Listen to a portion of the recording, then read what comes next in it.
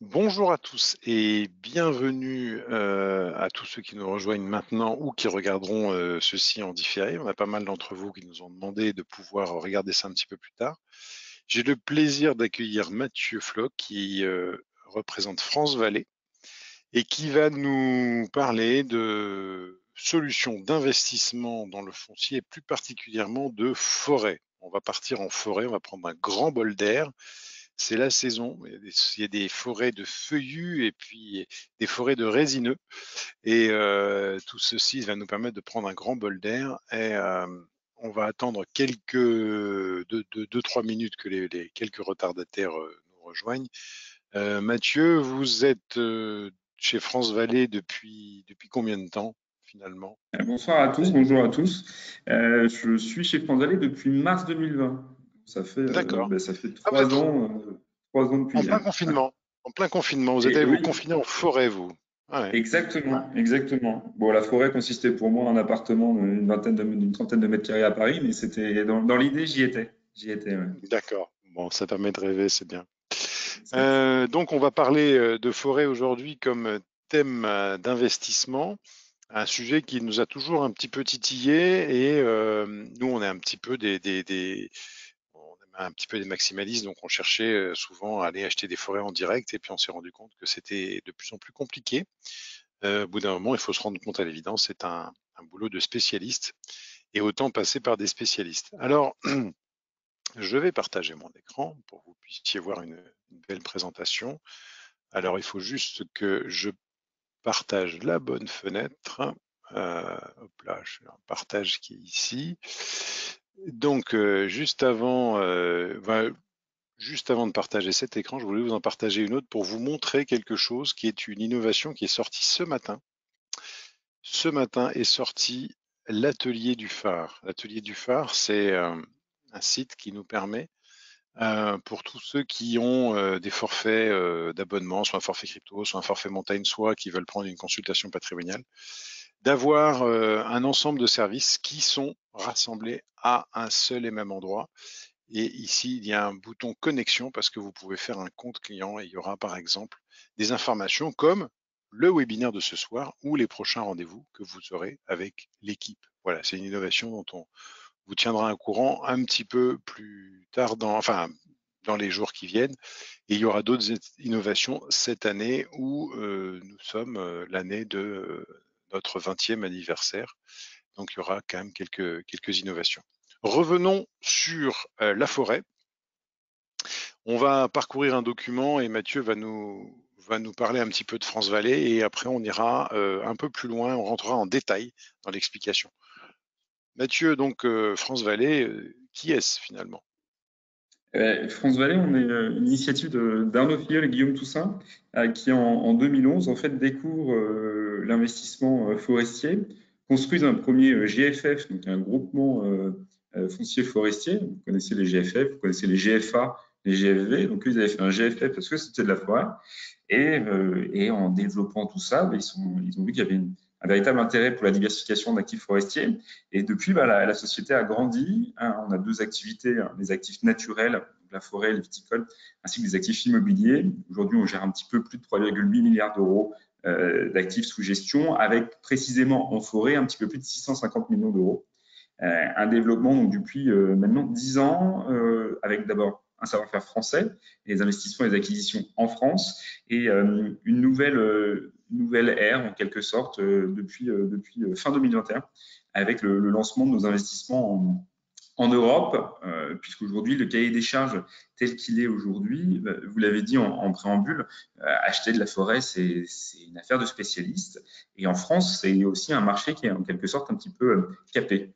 On sait qu'on peut, nous, investir entre 70 et 80 millions d'euros en forêt française. Après, on va un petit peu aller à l'encontre de notre cahier des charges. Donc, on préfère aller ouvrir le spectre d'investissement et partir en Europe. Aujourd'hui, ça D'accord. fait quasiment 90 forêts en France et en Europe. Quand vous dites qu'il y a dans le 27 collaborateurs, il y a 7 gérants, que font-ils les gérants exactement? Eh ben, on peut comparer le fonctionnement de la société à un fonctionnement d'une société des CPI, en quelque sorte. Nos gérants, ils vont piloter tout ce qui est la gestion. C'est-à-dire qu'on va piloter l'acquisition, les cessions également, et après, on va mettre en place pour les forêts un document légal qui est un plan simple de gestion. Un plan simple de gestion, c'est à partir de 25 hectares. C'est à peu près la même norme dans les autres pays européens. On est toujours à peu près sur cette idée de 25 ou 30 hectares. Et ce document, c'est expliquer ce qu'on va mettre en place dans les forêts pour les 30 prochaines années.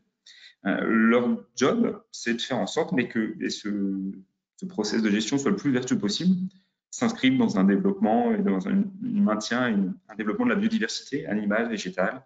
On pérennise la qualité des sols, on pérennise les fonctions premières de la forêt qui sont de filtrer l'eau, de tempérer le climat, de capter le carbone. Et donc ça, c'est leur travail. Ils vont donner ordre à des exploitants forestiers qui, là, sont à l'extérieur de la société, un peu comme les exploitants immobiliers ou choses comme ça. Donc, ce sont des frais pour les gérants, des frais pour les fonds. Mais un investisseur, de cette façon-là, quand il investit dans un GFI ou dans un autre groupement chez nous, à l'intérieur, il y a de la forêt et des liquidités. Il n'y a pas de société commerciale, il n'y a pas de salariés. Ça permet d'avoir une volatilité qui est plus faible et qui est vraiment, ce sont des fonds qui sont purement investis en forêt. D'accord. On va aller plus rapidement sur les diapositives qu'on a identifiées. L'univers d'investissement. Voilà, aujourd'hui, vous avez dit qu'en France, on pouvait être un petit peu capé. Il reste quand même des forêts parce que la France est un pays où il y a beaucoup de forêts, hein, plus de forêts que d'ailleurs qu'au XVIIe ou au XVIIIe siècle. Hein, il y a eu un reboisement assez intéressant au XXe siècle et début du XXIe siècle. Donc l'univers d'investissement, parlez-nous-en un petit peu pour bien comprendre de quoi il s'agit. Pour compléter ce que vous venez de dire, oui, la forêt française, elle a doublé quasiment depuis 1850. On a eu des nouvelles régions, dans l'ouest, dans le sud-ouest, on le connaît bien avec l'arrivée des Landes. Et donc ça a multiplié la surface forestière française. Aujourd'hui, la France, c'est un peu moins de 17 millions d'hectares de forêt. Mais alors, il y a une idée générale, c'est que la forêt appartient un peu à tout le monde. Si j'ai envie d'aller me balader en forêt le dimanche, j'y vais. Bon, l'idée contraire de ça, c'est qu'elle est quand même privée dans les faits, la forêt française, à 75%. Et le fait de la disparition du droit d'aîné depuis la Révolution et l'effet du temps, on a un actif qui s'est beaucoup morcelé. Aujourd'hui, vous avez plus de 3,3 millions de propriétaires de forêts en France. Donc, rapporté aux 13 millions de forêts privées, ça vous fait des tout petites exploitations. Donc, c'est aussi pour ça que j'expliquais qu'on avait un niveau d'investissement possible sur la France, parce qu'il y a énormément de transactions qui se font sur des forêts de petite taille. Ça va être de la forêt un peu d'agrément, des petites chasses, mais tout cela, c'est compliqué pour nous en tant qu'investisseurs, où là on va travailler sur l'exploitation de la forêt. C'est compliqué de se baser et d'aller acheter ces forêts. On est parti en Europe. D'accord, vous êtes parti en Europe. Donc en Europe, si on lit le tableau, on a 10 fois la surface française. Donc ce qui veut dire quand même que la France, par rapport à sa surface, a quand même de nombreuses forêts. Donc 10 fois la surface. Et vous allez, donc on va voir dans quel pays vous allez, puisque c'est la slide d'après. Eh bien, on peut dire que ça surprendra tout le monde. La Slovaquie, peut-être pas, pour ceux qui connaissent un peu la Slovaquie, mais penser qu'on va investir en Irlande et en Finlande, ça tombe pas forcément sous le sens. Ouais. Aujourd'hui, ce sont les premières acquisitions. Comme je l'ai dit, on a commencé vraiment le lancement de ces fonds-là en fin 2021. Les premières acquisitions elles sont de décembre 2021, janvier 2022, quelque chose qui est assez récent. Notre univers d'investissement, on va mécaniquement aller se porter sur l'Europe de l'Est et le nord de l'Europe. C'est des pays qui sont historiquement forestiers, à la différence de l'Italie, à la différence du Portugal, de l'Espagne. L'Irlande, c'est une histoire avec la forêt qui est beaucoup plus récente. Il y avait quasiment plus de forêt en Irlande. Ils ont mis en place une stratégie de reboisement, puisqu'il y a toute une partie des landes qui est très vallonnée. Et en fait, sur les mamelons, ils ont replanté des arbres, ils ont reconstruit des petites forêts. Alors, c'est monoessence, l'Irlande, il n'y a que des épicéas K. Mais c'est une région où on a le climat pour accepter ces épicéas-là. Donc, c'est intéressant pour nous d'être présents sur ces régions. Et après, on va se balader dans des régions comme la Slovaquie, comme la Roumanie, qui se rapprochent de la forêt française, de par leur composition. Il y a beaucoup de chênes dans ces régions-là. Donc, nous, c'est intéressant. Ça vient compléter la forêt française, qui est quand même une forêt qui est répartis à 50-50 entre les feuillus et des résineux, mais dès qu'on arrive sur des forêts de grande taille qui nous intéressent, on va trouver beaucoup de chênes dans ces forêts-là. Donc, on a ce portefeuille-là et monter dans les pays baltes, monter en Finlande, en Suède, et ça nous permet aujourd'hui d'avoir aussi une composition avec plus de résineux à l'intérieur du portefeuille. Donc ça, c'est très intéressant pour nous dans l'ensemble, dans la diversification d'un portefeuille. Très bien, oui. On comprend aussi que dans l'Europe du Sud, il y a moins de possibilités d'avoir des forêts. C'est dû au climat, même si on sait qu'au Portugal, il y a quand même quelques forêts dans le nord du Portugal. Euh, voilà. Est-ce qu'il y a des pays qui n'apparaissent pas sur la carte et qui seraient des pays identifiés? La Slovénie est un petit pays, mais il y a quand même pas mal de forêts en Exactement. Ouais. Slovénie. La Ah, Slovénie fait partie des pays, l'Allemagne, l'Autriche. Vous avez le nord-est de l'Italie, en fait, la frontière slovène et la frontière autrichienne, ouais. qui est intéressante aussi, puisqu'on est sur les confins de l'Alpe. On a gagné en altitude, et nous, ça nous plaît, puisque avoir cette position géographique-là à moyenne altitude, ça nous permet d'avoir des conditions de forêt qui sont intéressantes. On n'ira pas en Pologne, on a discuté en préambule, mais on n'ira pas en Pologne, parce qu'aujourd'hui, la forêt polonaise, elle est à 90% publique, et donc en fait, c'est très compliqué d'acheter de la forêt, et c'est sur des valorisations qui sont aussi peut-être un petit peu plus élevées. Donc là-dessus, on sera vigilant. D'accord.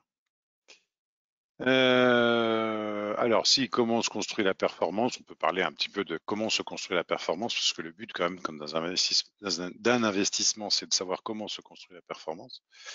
Donc, il y a le rendement d'une part et il y a la capitalisation, puisqu'on verra dans un graphique tout à l'heure que les deux ont joué sur les années précédentes. Donc, parlons du rendement actuel, existant, et peut-être aussi du Du rendement rendement futur. potentiel. Voilà, du rendement futur, parce qu'il y a des éléments qu'on n'a pas encore intégrés au rendement et qui pourraient rentrer dans le rendement, avec un petit clin d'œil pour Olivier qui nous écoute et qui m'a rappelé ça récemment. Ouais, le rendement aujourd'hui, il est lié à 80%, 85% au revenu de la coupe du bois, tout simplement. Le bois qu'on va couper dans les parcelles de forêt qui va être vendu, ces revenus-là vont être distribués aux associés du fonds sous forme de rendement. Ça, c'est la grande partie. Il y a des parties qui sont moins importantes. Par exemple, les baux de chasse et les baux de pêche sont des revenus annuels pour les fonds qui sont distribués aussi aux associés. Vous allez avoir une partie de liquidité aussi, puisque dans le fonds, pour la liquidité du fonds, on garde toujours 10% de cash. Ces 10%-là, aujourd'hui, sont investis sur des comptes à terme. Alors, il y a quelques mois encore, ça nous coûtait un peu de performance. Aujourd'hui, on a un petit regain de performance et ça aussi, c'est distribué. L'élément futur qui pourra être distribué est lié à la captation de carbone. Aujourd'hui, quand vous achetez, quand vous devenez actionnaire et associé des fonds France Vallée, vous ne faites pas de compensation carbone. Mais l'arbre en tant que tel, et ce qu'on va replanter, il va pouvoir capter du carbone. Et aujourd'hui, tout ce que l'arbre capte, l'arbre français, même s'il est dans une forêt privée, ça rentre dans le score global de l'État. Donc, vous avez beau être sur un terrain privé, c'est l'État qui va le conserver dans sa comptabilité. Les réflexions qui sont faites au niveau européen, ce serait peut-être de dissocier cette captation forêt privée par rapport à forêt publique. Et donc, on aurait peut-être, dans le futur, des éléments de revenus supplémentaires liés à cette captation de CO2. Bon, pour l'instant, on en parle à moyen terme.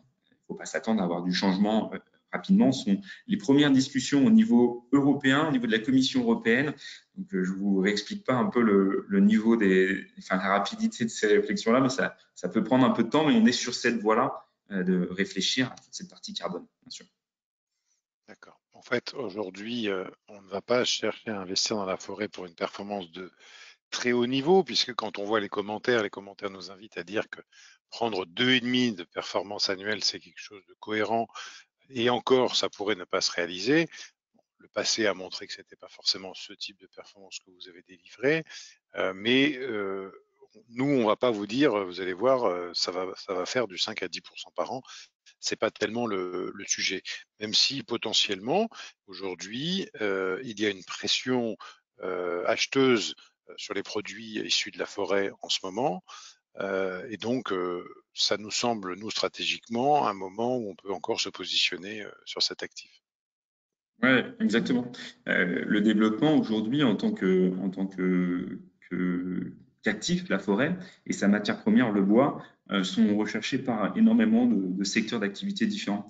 Le premier secteur qui vient en tête, c'est la construction. Aujourd'hui, avec les nouvelles normes réglementaires que vous avez sur la construction, avec des échéances à 2028-2031, vous avez un recours de plus en plus aux matériaux dits biosourcés. Et vous allez retrouver le bois dans ces matériaux-là, mais vous allez retrouver aussi le chanvre, la paille, le lin. Et la première matière, c'est le bois. On en recherche aussi dans la rénovation. Construction et rénovation, c'est deux gros marchés pour nous. Le bois énergie, cet hiver, est quasiment le deuxième marché. Aujourd'hui, dans certains départements, on l'a constaté sur les ventes de bois qu'on a fait en 2022, la ster de bois a été multipliée par 3. Donc aujourd'hui, ça a pris une place importante, même s'il faut remettre par rapport au contexte que l'on connaît cet hiver, le contexte macroéconomique depuis un an, ça joue aussi sur cette pression bois.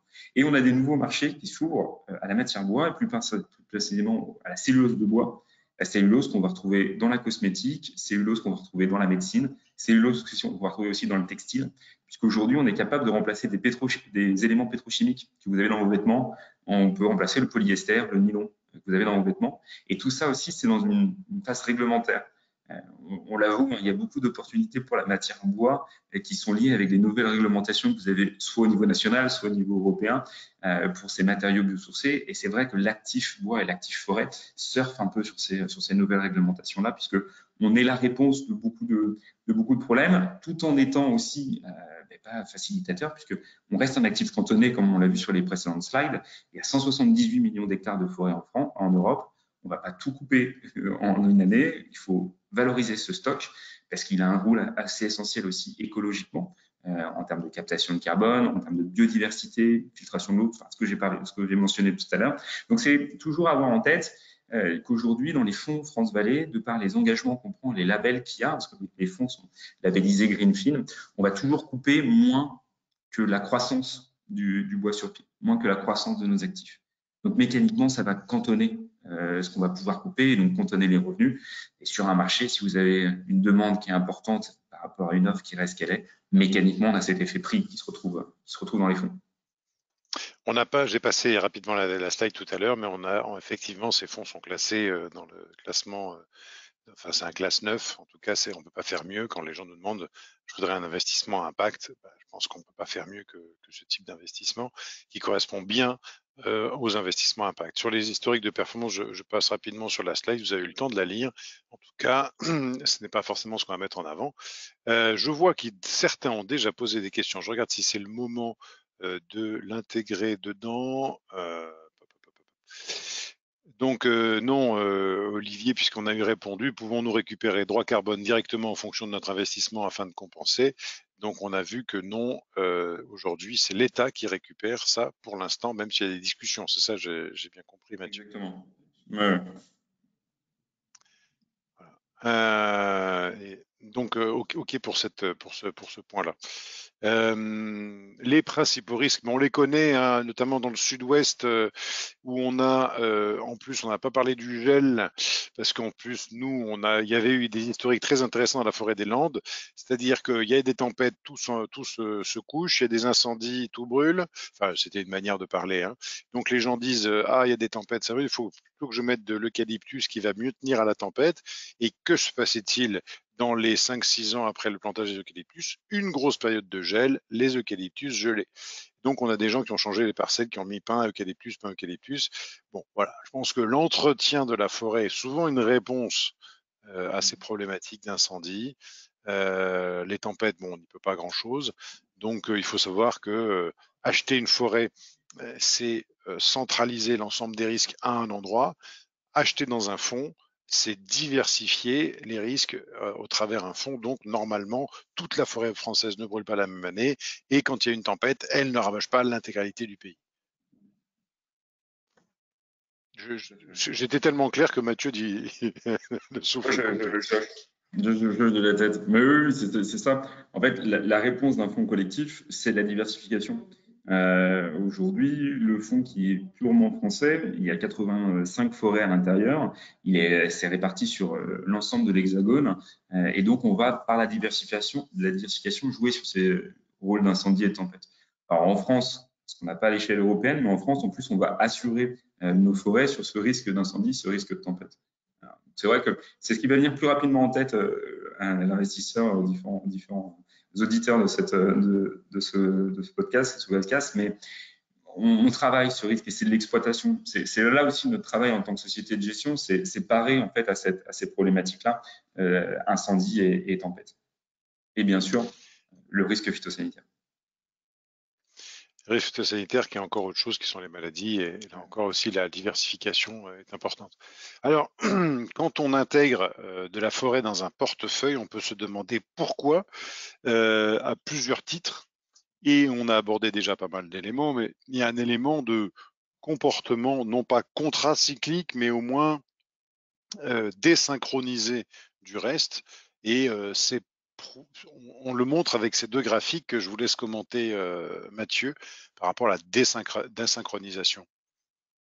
Oui, tout à fait. On a un actif qui va avoir sa propre vie. Alors, on a par la valorisation d'une forêt un lien avec les actifs immobiliers, puisque il faut revenir que sur une forêt, on va valoriser à 80% dans le prix d'une forêt le bois sur pied, à 20% c'est du foncier. Donc, si on a une proximité d'une grande ville, on va avoir cette partie foncier qui va être liée à un risque immobilier, mais on en est encore quand même très très loin, parce qu'on est sur du non constructible. Donc là, vous êtes très très loin, mais on a ce petit lien par rapport au marché financier, actions-obligations. Là, on est on est à des années-lumière, même en termes de corrélation. La corrélation, ça va de 1 à -1, et on est plutôt à -0,6, -0,7. C'est-à-dire que les meilleures années de la forêt les marchés financiers vont être en fort recul.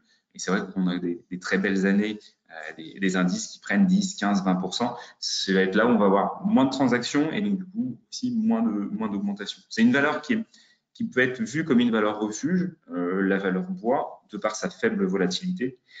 Aujourd'hui, elle est recherchée aussi par pas mal d'investisseurs puisque on va, avec ce contexte économique d'inflation que l'on connaît depuis quelques mois, mais nous, on va suivre cette inflation-là parce que la matière bois, c'est un moteur de l'inflation. Quand vous avez une augmentation des matières premières, eh ben, on va nous avoir une augmentation de notre stock de bois et une augmentation de nos revenus aussi. Dans un contexte inflationniste, c'est un élément d'investissement qui est aussi important à avoir en tête.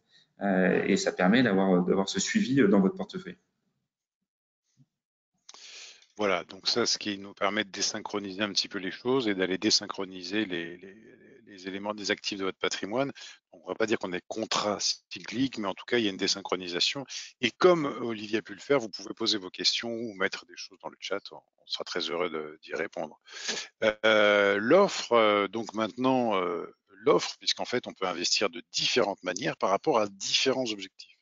Donc là, on a 4 offres différentes et donc tu vas nous expliquer un petit peu, en fonction de nos objectifs, vers quoi on doit aller et quels avantages on peut avoir. Tout à fait. Et ça, c'est l'intérêt aussi pour un investisseur particulier. Dans le cadre de l'investissement forestier en France, on a différents leviers fiscaux qui existent. Alors, celui qui est connu, assez reconnu depuis de nombreuses années, puisqu'il date de 1930, c'est cet abattement qui existe sur les investissements forestiers. Vous pouvez obtenir un abattement de 75% sur vos droits de succession et vos droits de transmission.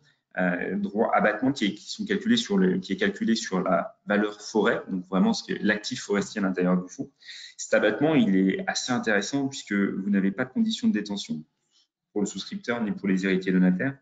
Il n'y a pas de montant maximum, vous n'avez pas de conditions d'âge et vous n'avez pas de conditions de lignée. Avec des cas particuliers aujourd'hui de familles recomposées, de personnes qui n'ont pas d'héritiers en ligne directe. C'est un mécanisme aussi qui est souvent utilisé, qui est très intéressant. Alors cet abattement, il va fonctionner que sur la forêt française. C'est pour ça que dans la gamme des 4 produits que vous voyez sur le slide, et ben, la forêt française, elle va être majoritairement dans les fonds sur votre gauche, puisque là, on a besoin d'avoir des fonds pure France, puisque l'abattement ne s'applique que sur du fonds français. On peut avoir du coup sur un fonds français cet abattement-là et en plus bénéficier d'une réduction d'impôt. puisque l'investissement forestier, les fonds sont ni plus ni moins que des sociétés d'exploitation forestière. Et donc, vous allez pouvoir bénéficier de cette loi IRPME, donc investissement dans les petites et moyennes entreprises. Et c'est une réduction d'impôt qui est aujourd'hui de 18%, qui repassera au cours de l'année à 25%, puisqu'on a un taux majoré depuis 4 ans qui est voté, mais qui nécessite une navette parlementaire entre Bruxelles et Paris. C'est assez intéressant comme mécanisme aussi. On reste dans le plafonnement des niches fiscales à 10 000 euros, donc ça ne va pas non plus être une réduction très très importante, mais c'est intéressant d'avoir en tête. Un point qui est intéressant aussi pour les chefs d'entreprise qui préparent la vente de leurs fonds ou qui ont vendu et qui ont une holding sur lesquelles il faut réemployer des fonds liés à la cession.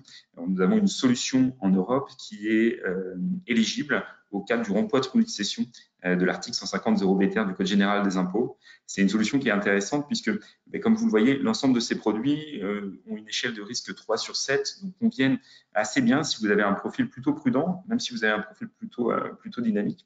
Et ça convient à tous ces profils-là. Cet investissement, il est européen dans le cadre du 150 0B, mais il a des conditions de volatilité qui peuvent permettre d'aller dans une allocation avec d'autres investissements que vous pouvez faire en non-coté, en club deal immobilier, en club deal côté. Un dernier point sur la fiscalité, et non des moindres, l'ensemble des solutions forestières sont exonérées à 100% à l'impôt sur la fortune immobilière.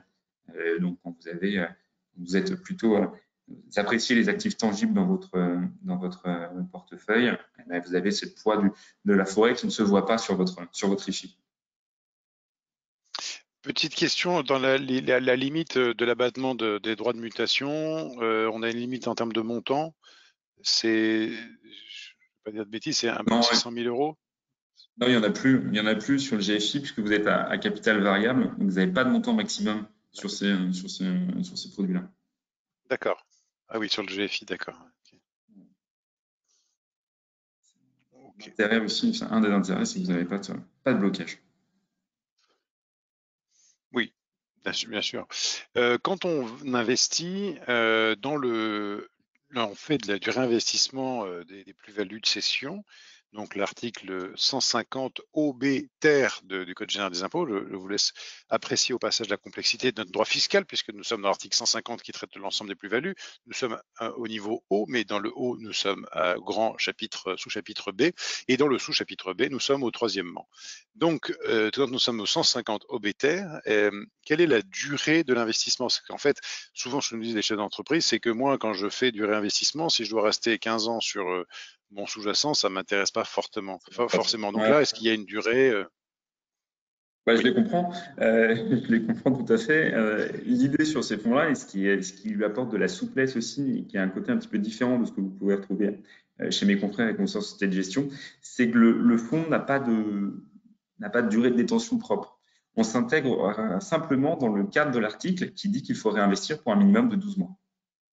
Le fonds Foncière Europe est un fonds qui est construit pour durer 99 ans. Alors, vous allez m'excuser pour l'anglicisme, mais on qualifie ces fonds-là d'evergreen. Et donc, le fonds, il va continuer sa vie. Vous avez d'autres personnes qui vont investir après vous et vous regagnez cette souplesse. Alors, il y a des frais qui sont pris à l'entrée sur nos produits. Donc, sortir au bout d'un an, ça se verra. Mais c'est intéressant pour des chefs d'entreprise qui ont peut-être des futurs investissements à faire. On peut retrouver une souplesse à partir de 3, 4, 5 ans, ce qui va changer par rapport à d'autres solutions. Tout à fait. Bon, voilà pour l'offre France Vallée. Aujourd'hui, je vous montre cette slide pour certains qui seraient intéressés pour aller sur d'autres types d'investissements. Avant que nous puissions passer aux questions, il y a aussi chez France Vallée la possibilité d'investir sur le marché viticole en Champagne. Ça ne sera pas pour ce soir, mais si jamais vous avez des questions sur le sujet, eh bien, nous pourrons y revenir.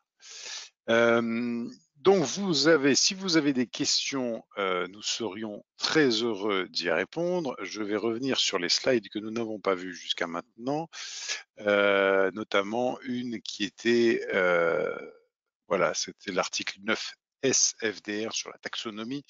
Donc, ça veut dire qu'on est ici dans des sujets d'investissement qui sont ISR, ESG, tout ce qu'on veut, en tout cas, qui vous permettent de faire de l'investissement à impact. Votre argent vient dans l'entretien des forêts françaises et européennes. Et au niveau des engagements et des labels, même si certains engagements sont plus contraignants que d'autres, on coche à peu près toutes les cases avec les fonds de France Vallée. Voilà. Alors, je vais revenir sur les chiffres clés. On pourra à la limite revenir là-dessus. Si jamais vous avez des questions, il ne faut pas hésiter, puisque maintenant c'est la partie qui est ouverte. C'est si vous avez des interrogations. Et si vous le souhaitez, on pourra même ouvrir les micros, comme on le fait d'habitude quand on a la chance d'être en petit comité. Juste un petit mot en fait sur ces chiffres, les chiffres de France Vallée. On peut dire remarquer qu'il y a une croissance assez forte des choses, parce que l'équipe à la force n'est pas en surchauffe. Voilà, parce Mais comment bien faire les choses quand on gère. Oui, allez-y. c'est aussi l'intérêt de ce slide-là, en fait. L'année dernière, sur les actifs naturels, donc la forêt et les vignes, majoritairement la forêt, on a collecté un peu plus de 200 millions d'euros sur l'année. C'est à mettre en comparaison avec les investissements où on a investi pour plus de 170 millions d'euros. Donc aujourd'hui, ce qu'on veut aussi démontrer aux investisseurs, c'est que à l'état actuel des choses, on est en mesure d'investir rapidement cet argent collecté.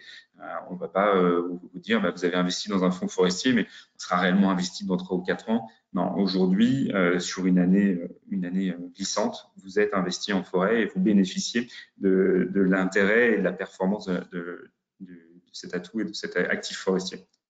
Ça, c'est important aussi. D'accord.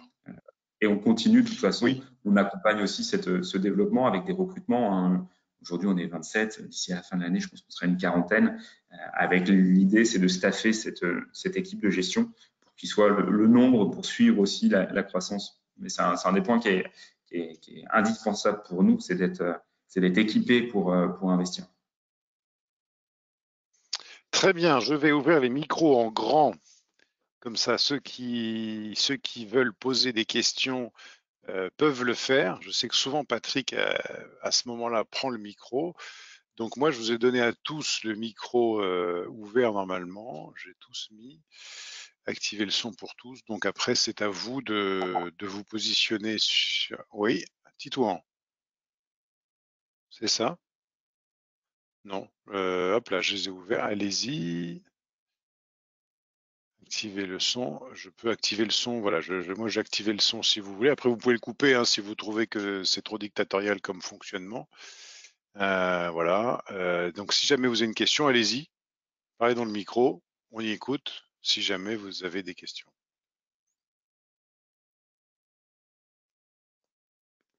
Bon, pour une fois, Patrick en a pas. Moi, je peux Thomas. avoir une petite question si vous m'entendez. Bonjour Bonjour. Thomas, on vous entend.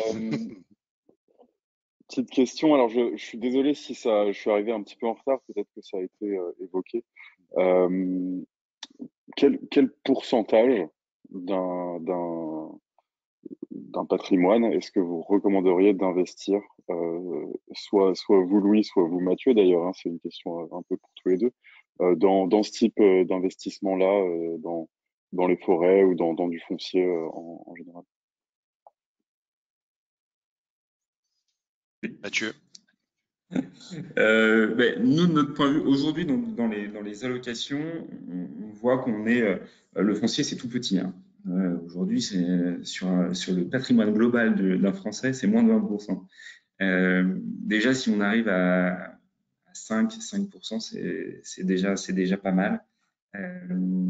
Ça sera une belle avancée pour nous. On le voit aujourd'hui que dans les allocations qui sont construites pour des institutionnels, donc là on arrive sur un spectre qui est un peu plus large en termes d'investisseurs.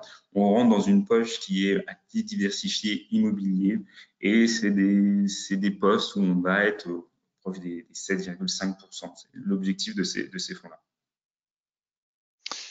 Donc j'en profite pour répondre. En partant du principe que nous sommes dans un actif qui n'est pas forcément totalement liquide, même si on a dit qu'il en avait des possibilités dans un certain nombre de cas de figure, euh, on peut avoir des moments où le foncier, l'immobilier, ainsi de suite, peut avoir des moments où c'est moins liquide que d'autres, notamment quand tout le monde veut sortir en même temps. on sait qu'il ne faut pas mettre une majeure partie de son patrimoine dedans. Ensuite, il y a un deuxième élément, on peut avoir des contraintes fiscales, notamment en termes de transmission, qui nous amènent à avoir certains patrimoines qui vont être plus investis que d'autres, parce que, par exemple, je n'ai pas d'enfants, je n'ai que des neveux, je sais qu'il y a des très gros droits de succession, je peux monter plus cette partie-là. Donc, je dirais qu'aujourd'hui, être au-delà de 5% me semble pas toujours raisonnable, sauf sur des patrimoines qui seraient très liquides par ailleurs, gros et liquides par ailleurs. Et ensuite, dans certains cas de figure, on peut peut-être monter à 10%. Là encore, ça va dépendre de préoccupations. Mais dans tous les cas de figure, je déconseillerais absolument de dépasser 20% parce que ça me semblerait pas tout à fait cohérent en termes d'équilibre des patrimoines. 20% pour quelqu'un qui n'a pas de descendance, qui veut absolument maximiser les choses à un moment de sa vie qui n'est pas forcément le moment où il consomme le plus son patrimoine. Si je suis vraiment à fond sur le sujet, je peux peut-être monter à 10, mais dans tous les cas de figure, j'aurais plutôt mis 5, ça serait déjà pas mal. Voilà Thomas pour notre réponse à tous les deux qui finalement est assez, enfin voilà, se rejoint quoi. Ouais.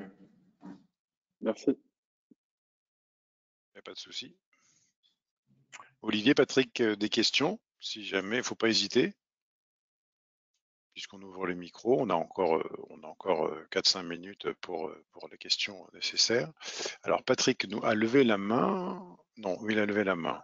Mais peut-être ou alors vous écrivez. Non, bonsoir. Non, une fois n'est pas coutume, pas de questions ce soir. Oh là là là là là là, cette belle série s'arrête. Bon, pas de souci en tout cas, Patrick. On aura eu plaisir d'entendre votre voix comme souvent à la fin des webinaires. Moi, j'en aurais une petite pour terminer.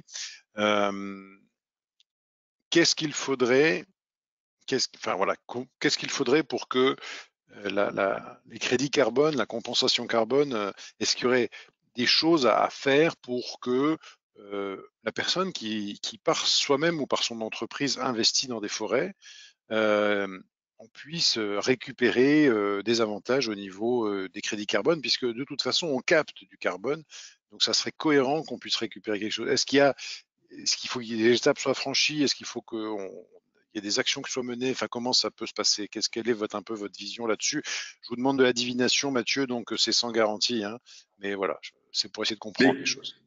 Oui, oui. En fait, aujourd'hui, il existe un moyen pour les entreprises de bénéficier de crédits carbone dans l'investissement en forêt française.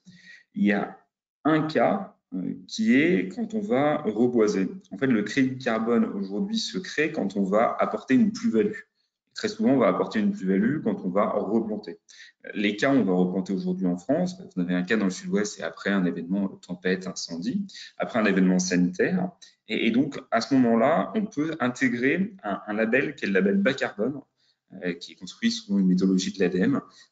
Et en fait, c'est assez compliqué à le mettre en place, mais pour une entreprise seule ou une personne physique, ça peut se mettre en place puisqu'il faut que ça soit fléché. C'est-à-dire qu'une entreprise ne peut pas dire je vais mettre 10 millions d'euros pour ma captation. Non, ça va être projet par projet, parcelle par parcelle. Et là, l'entreprise va bénéficier de crédits carbone, alors qu'ils sont simplement pour elle, puisque ces crédits sont non cessibles. Mais aujourd'hui, c'est la réalité de la captation carbone en France. On peut le faire en tant qu'entreprise. Il faut avoir une plus-value, donc on doit replanter. Et mon entreprise bénéficiera de crédit carbone. Aujourd'hui, c'est le seul vraiment mécanisme qui nous permette d'avoir du crédit carbone. D'accord. Donc ça, c'est une entreprise qui achète une forêt et qui reboise elle-même sa parcelle. Ou alors une entreprise qui intervient sur demande d'un propriétaire forestier.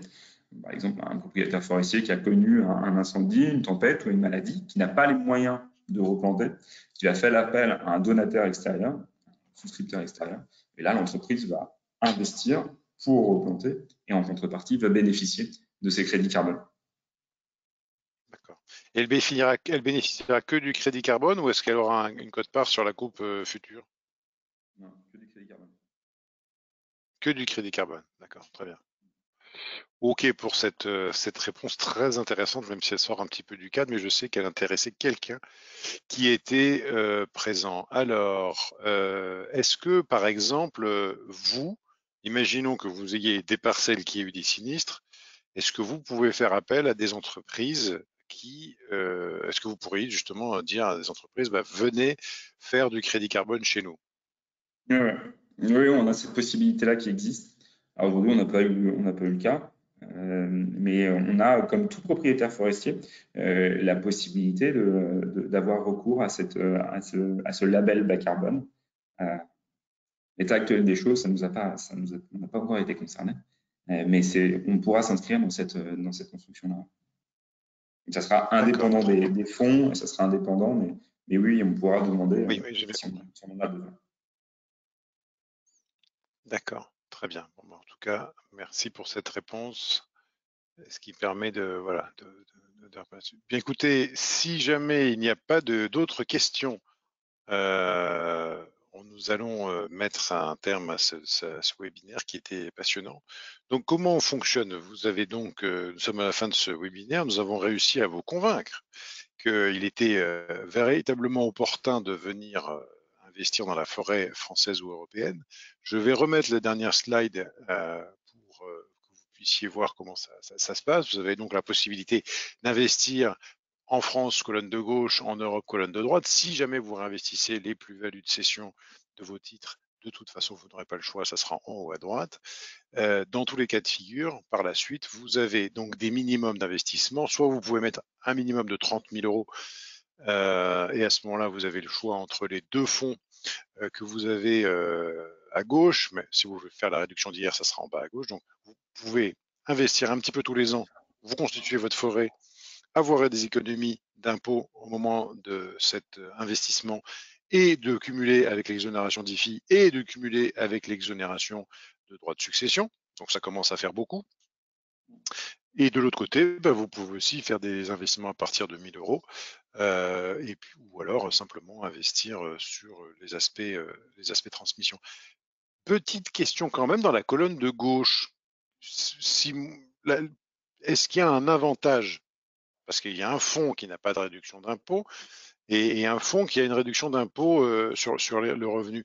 Est-ce qu'il y a un avantage de l'un par rapport à l'autre de ne pas avoir, enfin, est-ce qu'il est mieux alors qu'il n'a pas la réduction d'impôt? Qu'est-ce qui fait qu'il est là? Il est plus ancien? Il est comment? Il est plus ancien. Et il est plus ancien, en fait, c'est que la réduction d'impôt, il l'a déjà eu. En fait, dans le cadre de la loi IR-PME, on est dans le cadre des de minimis, des de minimis de Bruxelles, donc on est limité à 15 millions Ah d'euros oui. par fonds. Le gros, aujourd'hui, GFI Patrimoine, il fait 285 millions de capi, donc ces 15 millions, ils y est déjà consommés. Non, l'intérêt, c'est qu'il est déjà investi. Il y a plus de 80 forêts à l'intérieur. Pour des cas de transmission, on a une problématique à court terme. C'est plutôt intéressant puisque les GFI de la gamme forêt, donc en bas à gauche, ils ne vont pas être encore investis en forêt. On fait de la collecte, puis on investit. Donc cette quote-part forestière, elle va augmenter année après année. Et puis aujourd'hui, si on a de plus en plus sur le fond en haut à gauche aussi des holdings patrimoniales qui veulent diversifier. Une holding patrimoniale aujourd'hui, à part ne pas vous alourdir en tant que personne physique votre IFI, vous n'allez pas avoir trop d'intérêt fiscal, mais d'avoir directement cette diversification. Moi, je vous recommanderais d'aller vers le fonds qui est le plus important, puisque aussi vous allez avoir la plus grande liquidité sur ce produit-là. D'accord, très bien. Donc, en fonction des situations de chacun, vous avez un fonds basé sur la forêt française ou européenne qui répond à vos préoccupations. Merci Olivier d'avoir rappelé que je n'avais pas partagé l'écran, donc je disais en haut à gauche, en haut à droite, en bas à gauche, ainsi de suite, et on ne voyait rien. Donc là maintenant je vous l'ai remis. Merci à tous de nous avoir suivis. Merci beaucoup Mathieu de nous avoir fait découvrir tout un tas d'informations qui sont passionnantes.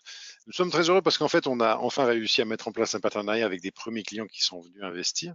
Donc je voulais absolument que ce soir les investissements aient déjà eu lieu. Et donc, je vous invite à visionner, revisionner, partager ce replay qui sera donc limité pendant une semaine à tous ceux qui étaient inscrits. Et puis après, on l'ouvrira un peu plus. Et n'hésitez pas à contacter l'équipe pour investir. On sera très heureux de vous orienter dans notre partenariat avec France Vallée. Et puis, si jamais les terres de Champagne peuvent aussi éveiller votre intérêt, ben, n'hésitez pas à nous contacter. On répondra avec plaisir avec Mathieu. Et puis, il n'hésitera pas à nous ouvrir une bouteille de champagne pour nous expliquer tout ça. Exactement. Exactement. Bonsoir à tous, merci beaucoup de votre attention. Je vous dis à très bientôt. On se retrouvera en avril avec Guy Marty, qui a inventé Pierre Papier, le site Pierre Papier, et nous allons faire un débat vieille SCPI contre jeune SCPI. Alors, il ne faut pas voir en monsieur Marty, même s'il est largement plus âgé que moi, le défenseur des vieilles SCPI, puisque nous ferons deux mi-temps.